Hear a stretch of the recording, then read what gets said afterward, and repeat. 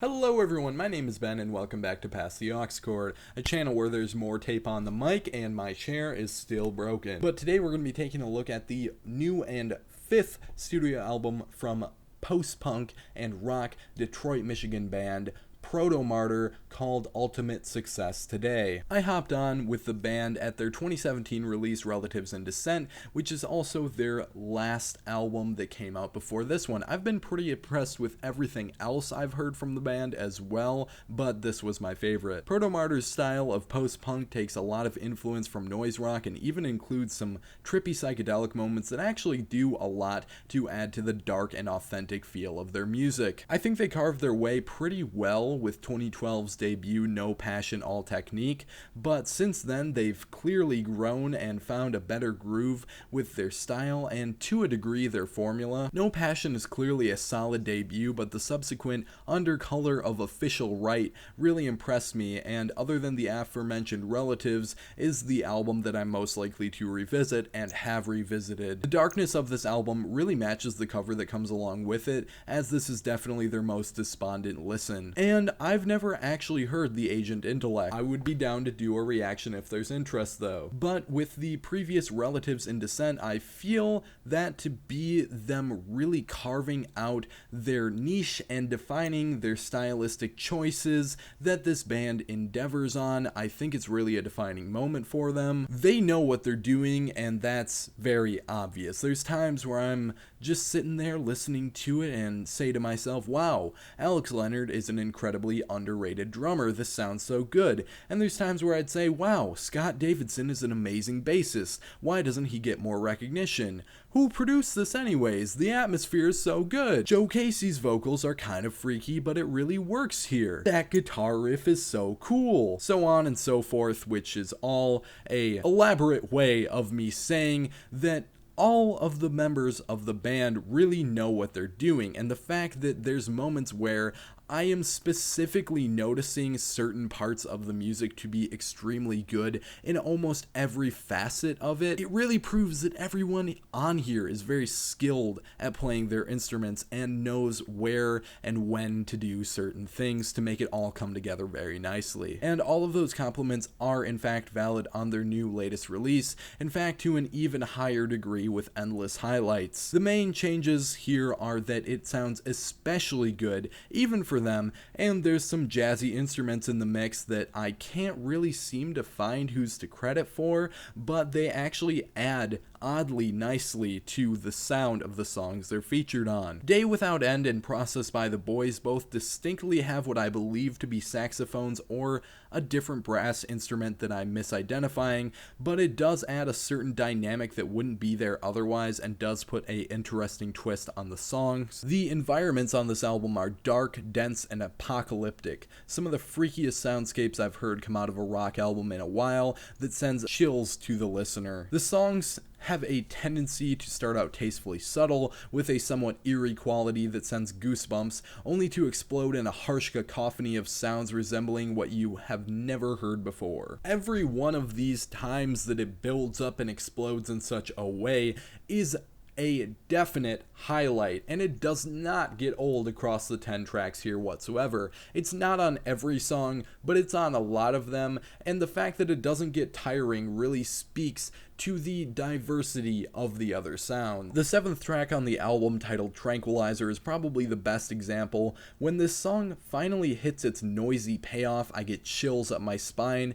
It's genuinely frightening to listen to. The buzzing flies used on the end of June 21st, seemingly symbolizing rotting corpses, is enough alone to give you an idea or two about the visceral atmospheres this album has too. The trudging bass line on Bridge and Crown is a great example as well. There's also the hits of ringing distortion and feedback on I Am You Now that vibrate through the track that also create a very strong and vivid atmosphere. All things considered, that's just the surface, as when you really sink your teeth into some of the meanings and messages here, the spine-chilling atmosphere make a disturbingly large amount of sense. This album in very broad terms is about the human condition and how it got us into so many negative situations to this day. Now, of course, these lyrics are often very unspecific and abstract, but the messages are usually pretty clear when given the punk attitudes of the band and even their geographic location to an extent. However, the very depressing intro is one that I have a hard time interpreting.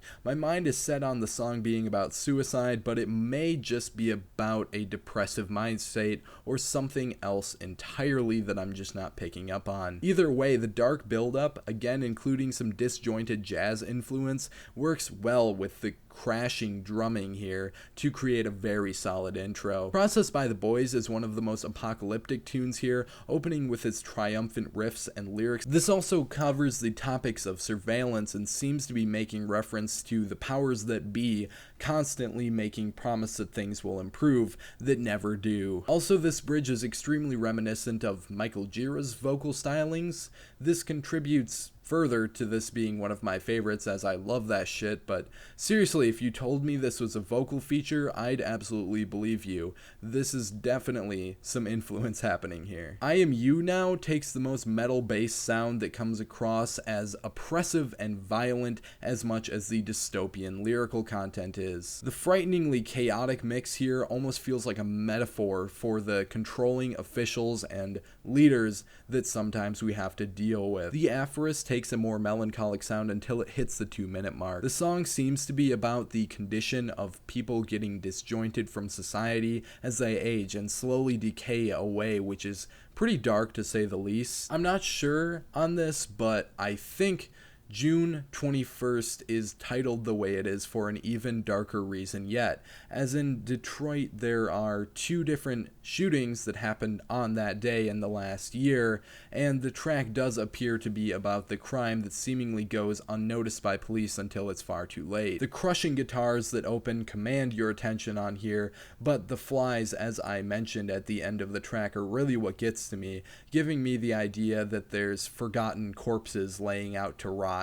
I already mentioned this before, but it's really one of the most off-putting but still intriguing aspects of any of the songs here. Michigan Hammers is a song with some killer riffs and appears to be talking about religious fanatics from my vague interpretation, possibly the political issue of separating church and state. While I'm a little less sure of the track's intentions, it does really hit heavy and rock out. One of the easiest picks for that feeling if you're going for it. Tranquilizer is one of my favorite songs here in a pretty high competition lineup.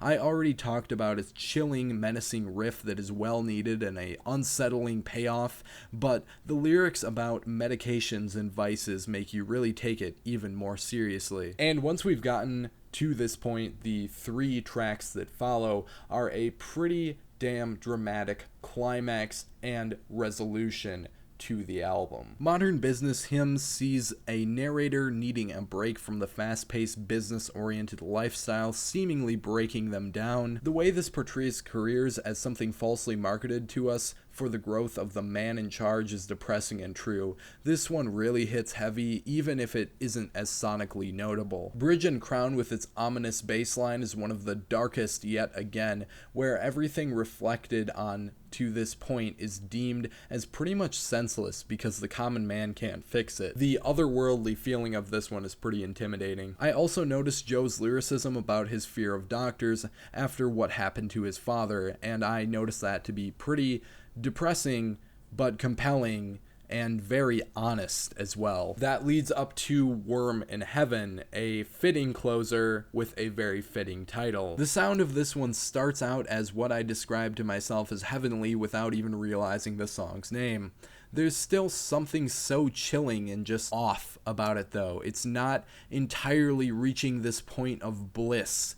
It's just a little bit eerie. That's when I realized that our narrator on this track is writing from beyond the grave, which makes it so much more haunting. And this song really leaves us with no hope in sight, as the world has broken down our narrator so much that he's feeling like a worm in heaven, close to grace but doesn't quite deserve it, completely hopeless even in what is said to be a paradise. Before I started writing this review, I had no intention of breaking it down track by track, but as I went along, I think there's so many tracks here that are notable enough on their own that it really should be looked at that way. There is so much here to talk about with this labyrinth of despondency that crushes the soul of the listener in the best way imaginable. The sound is unique, the consistency is all there. There's very rarely an unoriginal idea here, and there's also very rarely a sound on this album, a singular sound that doesn't make you react in some way. Yeah, this is truly a disturbing listen, one to be very morbidly curious about though. And if that's your bag, this album is definitely for you. I would absolutely recommend it to those who appreciate some more disturbing music in their life. If that's your idea of good music, there is not a lot to dislike here whatsoever. Very briefly, I'm going to skim over that I could see the argument for more thematic focus or better vocals, but those issues did not stand out to me whatsoever, and I think that they are very easily ignored in the grand scheme of things. So yeah, I'm feeling about a 9- out of 10 on this one. So let me know what you thought of this album down in the comment section below. I would love to hear your thoughts and opinions. Drop a like on the video if you did like what you saw today, and subscribe to the channel for more music related content coming your way. Hit the bell for notifications on that very same thing as well. But that is just about going to wrap it up for this one, and I will see you in the next video.